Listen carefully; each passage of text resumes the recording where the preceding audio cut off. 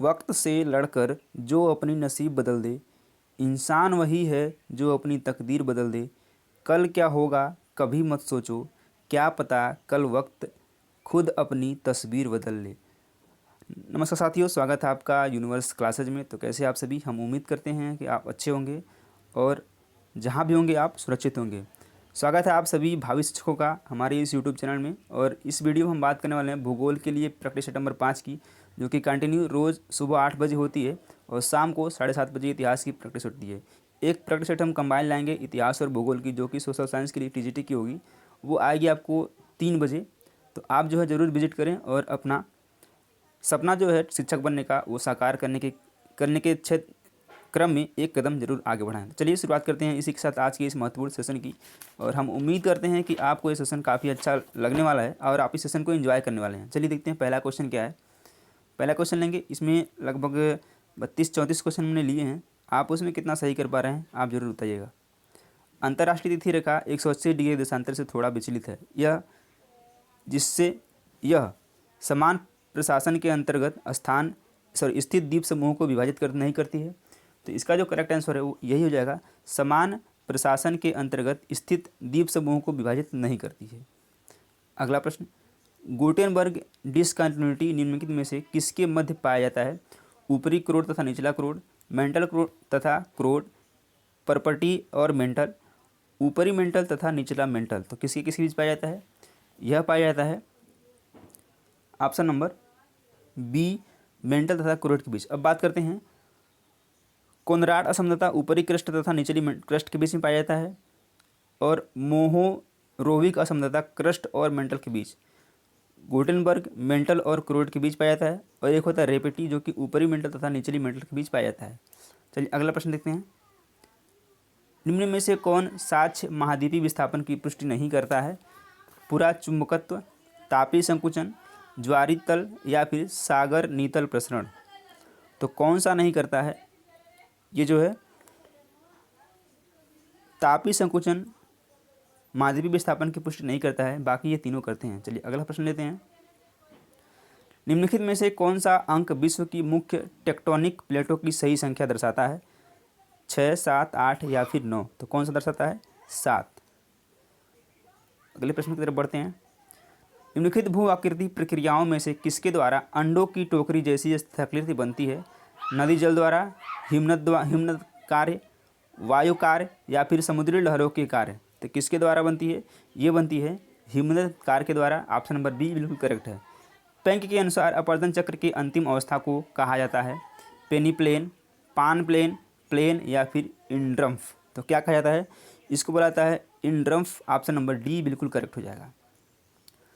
वायुमंडल में उपस्थित ओजोन परत की ऊंचाई कितनी है? 15 से 60 किलोमीटर, 10 से 15 किलोमीटर, 60 से 80 किलोमीटर या फिर इनमें से कोई नहीं। तो वायुमंडल में उपस्थित ओजोन परत की जो ऊंचाई है वो है 15 से 60 किलोमीटर। ये है, आपको पता है कि ओजोन लेयर जो होती है हमारी अल्ट्रावायलेट किरणों से सुरक्षा करती है। तो इसका ऑप्शन बिल्कुल नंबर 1 करेक्ट है। अगला प्रश्न, निम्नलिखित स्थानीय पवनों में से किसे हिमभक्षी यानी कि स्नोइटर कहा जाता है? चिनूक, सिराको, हर्मटन या फिर खमसिन। तो इसको बोलते हैं चिनूक को। ए ऑप्शन आपका बिल्कुल करेक्ट हो जाएगा। अगला प्रश्न, ट्रक खेती एक विशेष प्रकार की खेती होती है? चाय की, ट्रकों की, गेहूं की या फिर सब्जियों की। जो तो ट्रक खेती जो होती है वह होती है आपके सब्जियों की एक विशेष प्रकार की खेती। अगला प्रश्न है, वाणिज्यिक खेती की विशेषताएं निम्नलिखित में से कौन सी है? किसान बाजार के लिए फसलों को उगाते हैं, कृषि क्षेत्रों का बाजार से अच्छा संपर्क होता है, कृषि क्रियाएं मुख्यतः हाथों से की जाती हैं, या फिर कृषि छोटे क्षेत्रों तक ही सीमित हैं। इसका जो करेक्ट आंसर है वो है ऑप्शन नंबर ए, किसान बाजार के लिए फसलों को उगाते हैं। A option will be your right answer. अगला प्रश्न, तृतीयक आर्थिक क्रियाओं से में सम्मिलित किया जाता है? कृषि, निर्माण, सेवाएं या फिर व्यापार। तो तृतीयक आर्थिक क्रियाओं में क्या क्या सम्मिलित किया जाता है ये आपको बताना है। तो ये क्या जाता है 3 और 4 को, यानी कि सेवाएं और व्यापार को। ऑप्शन नंबर ए बिल्कुल करेक्ट है। निम्नलिखित में से कौन सा सही नहीं है? एस्किमो, इग्लू, किर्गिज, यूर्त, मसाई, क्राल या फिर बद्दू किबिटिका। तो कौन सा सही नहीं है ये आपको बताना है। आप बता सकते हैं एस्किमो क्या इग्लू से संबंधित है?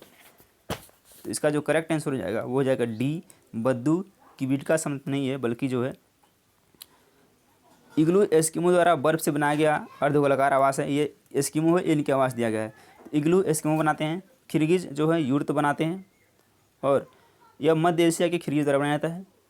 और जो मसाई हैं वो क्रालमुख बनाते हैं। जबकि चलिए अगला प्रश्न लेते हैं, तो इसका आंसर है ऑप्शन नंबर डी, बद्दू। अगला प्रश्न है, यूरोप का प्रमुख मत्स्यन क्षेत्र डांगर बैंक कहाँ अवस्थित है? बाल्टिक सागर में, इंग्लिश चैनल, उत्तरी सागर या फिर नॉर्वेजियन सागर में?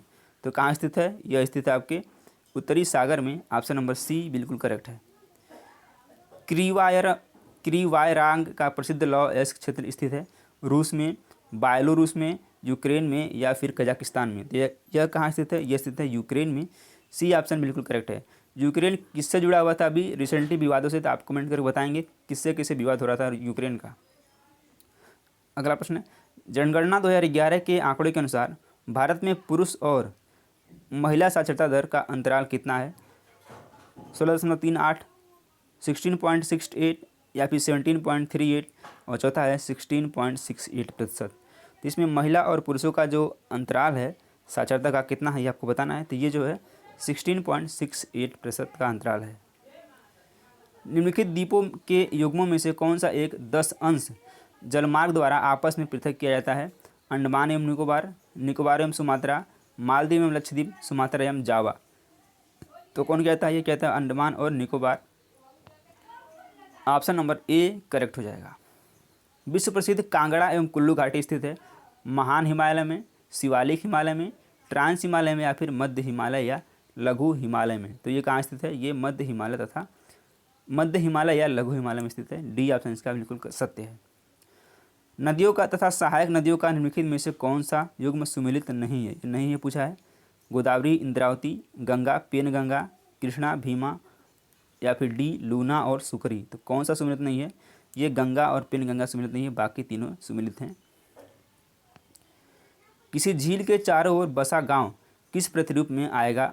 अरिय, निहारिका, नाभिकी या फिर तारा? तो यह आएगा निहारिका प्रतिरूप में। बी ऑप्शन करेक्ट है। कारागंडा कोयला क्षेत्र अवस्थित है फ्रांस में, कजाकिस्तान में, संयुक्त राज्य अमेरिका में या फिर चीन में? यह स्थित है कजाकिस्तान में। बी ऑप्शन इसका बिल्कुल करेक्ट हो जाएगा। गन्ने के विकास के लिए उपयुक्त तापमान की सीमा कितनी होनी चाहिए? 31 से 37 डिग्री, 21 से 27 डिग्री या फिर 15 से 20 डिग्री, और चौथा है 16 से 21 डिग्री? तो यह होना चाहिए 21 से 27 डिग्री बीच में। बी ऑप्शन बिल्कुल करेक्ट हो जाएगा। टेलीग्राफ पठार स्थित है उत्तरी प्रशांत महासागर में, उत्तरी अंध महासागर में जिसको अटलांटिक महासागर बोलते हैं, दक्षिणी अंध महासागर में या फिर दक्षिणी हिंद महासागर में? तो यह स्थित है उत्तरी अंध महासागर यानी कि उत्तरी अटलांटिक महासागर में। ऑप्शन नंबर बी बिल्कुल सही है। निम्नलिखित में से किस अक्षांशीय कटिबंध का जनसंख्या की गुत्थी के रूप में जाना जाता है? 0 से 20 डिग्री उत्तरी अक्षांश, 20 से 40 डिग्री उत्तरी अक्षांश, 20 से 45 डिग्री उत्तरी अक्षांश या फिर 40 से 60 डिग्री उत्तरी अक्षांश? तो यह माना जाता है 20 से 40 डिग्री उत्तरी अक्षांश के बीच। ऑप्शन नंबर बी बिल्कुल करेक्ट है। रेड इंडियन अथवा अमेरिकन इंडियन निम्नलिखित में से किस प्रजाति के हैं? काकेसाइड प्रजाति, मंगोलायड, ऑस्ट्रेलायड या फिर निग्रोटो? तो यह संबंधित हैं मंगोलायड्स प्रजाति से। ऑप्शन नंबर बी इसका करेक्ट आंसर है। भारत का प्रथम राष्ट्रीय उद्यान कौन सा है? नंदा देवी राष्ट्रीय उद्यान, जिम कॉर्बेट राष्ट्रीय उद्यान, राजाजी राष्ट्रीय उद्यान या फिर कान्हा राष्ट्रीय उद्यान? तो कौन सा है? यह है जिम कॉर्बेट राष्ट्रीय उद्यान। बी ऑप्शन करेक्ट है। और यह कहाँ स्थित है? कमेंट बॉक्स में आप कमेंट करके बताएंगे। भारत के निम्नलिखित में से किस राज्य में सर्वाधिक वन आच्छादित क्षेत्र है? राजस्थान, अरुणाचल प्रदेश, मध्य प्रदेश या फिर महाराष्ट्र में? तो कहाँ है? यह है मध्य प्रदेश में। ऑप्शन नंबर बी बिल्कुल करेक्ट है। स्थानांतरित खेती की अनिवार्य विशेषता क्या है? फसलों की सघनता, खेतों का चक्र, एकल फसल, दोहरी फसल? तो स्थानांतरित खेती की अनिवार्य जो विशेषता है वो है ऑप्शन नंबर बी खेतों का चक्र। अगला प्रश्न है, निम्नलिखित में से कौन सा पद केवल जीव द्वारा ग्रहण किए गए दिक्मान का ही है? दिक्मान का ही नहीं बल्कि जीवों के समुदाय में उसकी कार्यात्मक भूमिका का भी वर्णन करता है। इकोटोन, आवास क्षेत्र, पारिस्थितिक कर्मता या फिर पारिस्थितिकी नीश? तो कौन सा है? ये है पारिस्थितिक कर्मता। सी ऑप्शन इसका बिल्कुल करेक्ट हो जाएगा। लास्ट क्वेश्चन इस सेशन का, भारत में सर्वाधिक क्षेत्र पर किस प्रकार के वनों का विस्तार है? उष्णकटिबंधीय पर्णपाती वन, उष्णकटिबंधीय सदाबहार वन, पर्वतीय वन या फिर मैंग्रोव वन। तो किसका विस्तार सर्वाधिक है? वो है उष्णकटिबंधीय पर्णपाती वन। ए ऑप्शन बिल्कुल करेक्ट हो जाएगा। तो ये 30 क्वेश्चन रहे। 30 में आपने कितना सही किया है कमेंट बॉक्स में कमेंट करिए। यदि आप 20 से ऊपर कर रहे हैं तो आपकी तैयारी अच्छी है, यदि आप 20 से नीचे कर पा रहे हैं तो आपको मेहनत करने की ज़रूरत है। चलिए हम मिलते हैं शाम को 7:30 बजे इतिहास की प्रैक्टिस सेट के साथ। तब तक आप अपना पढ़ाई करते रहिए, अपना ख्याल रखिए, सुरक्षित रहिए। धन्यवाद। Hi friends, welcome to universe classes. स्वागत है आपका यूनिवर्स क्लासेज में। तो कैसे आप सभी, हम उम्मीद करते हैं कि आप शानदार होंगे और शानदार तरीके से पढ़ाई कर रहे होंगे। चलिए स्वागत है आपका आज के इस वीडियो में, जो कि है टीजीटी पीजीटी के लिए भूगोल की प्रैक्टिस सेट। रोज़ प्रैक्टिस सेट हो रहा है सुबह 10 बजे, तो आप ज़रूर विजिट करें और इन्जॉय करें इस प्रैक्टिस सेट को। और कमेंट बॉक्स में कमेंट करके बताएं कि आपने कितना सही किया और कितना आप गलत कर पा रहे हैं। जितना आप सही करेंगे मैक्सिमम, उतना आपके लिए बेनिफिशियल होगा। आप ज़्यादा से ज़्यादा क्वेश्चन बनाइए जिससे कि आपको एग्जाम में आसानी हो। चलिए देखते हैं आज के इस महत्वपूर्ण सेशन को। निम्नलिखित में से कौन दक्षिण का चेरापूंजी के नाम से जाना जाता है? शिमोगा, मासिन, अगुम्बे या फिर अम्बोली। तो इसे जानते हैं अगुम्बे को। ऑप्शन नंबर सी करेक्ट हो जाएगा। और यह कहाँ पर है? ये कर्नाटक राज्य में स्थित है, शिमोगा जिले में। नेक्स्ट क्वेश्चन, निम्नलिखित में से कौन सा युग्म सुमेलित है? ईरी रेशम असम, मुगा रेशम अरुणाचल प्रदेश, शहतूत रेशम झारखंड, टसर रेशम कर्नाटक। तो कौन सा सही सुमेलित है ये बताना आपको है। इसका जो करेक्ट आंसर हो जाएगा ए, ईरी रेशम। ये असम से संबंधित है। और इधर देखते हैं रेशम के प्रकार और उत्पादक राज्य। जो शहतूत यानी इसको मलबरी रेशम भी बोलते हैं, यह जो है कर्नाटक में आता है। शहतूत इसको मलबरी रेशम भी बोलते हैं। और एक होता है टसर रेशम। जो टसर रेशम होता है इसका उत्पादन झारखंड में होता है, यानी टसर का झारखंड में होता है। और ईरी रेशम का आपको पता है असम में, और मुगा रेशम भी असम में होता है। तो ये भी असम में ही होता है। तो इस तरह से इसमें आपको 4 से 5 क्वेश्चन मिले हैं, आप इसको आसानी से याद कर सकते हैं। निम्नलिखित में से कौन सी भूकंपी तरंग पृथ्वी के केंद्र यानी कि भाग से गुजर सकती है? पी तरंग, एस तरंग, पी तथा एस तरंग, एस तथा एल तरंग। तो जो पी तरंग होती है वो पृथ्वी के केंद्र भाग यानी कि कोर से गुजर सकती है। ए ऑप्शन इसका बिल्कुल करेक्ट हो जाएगा।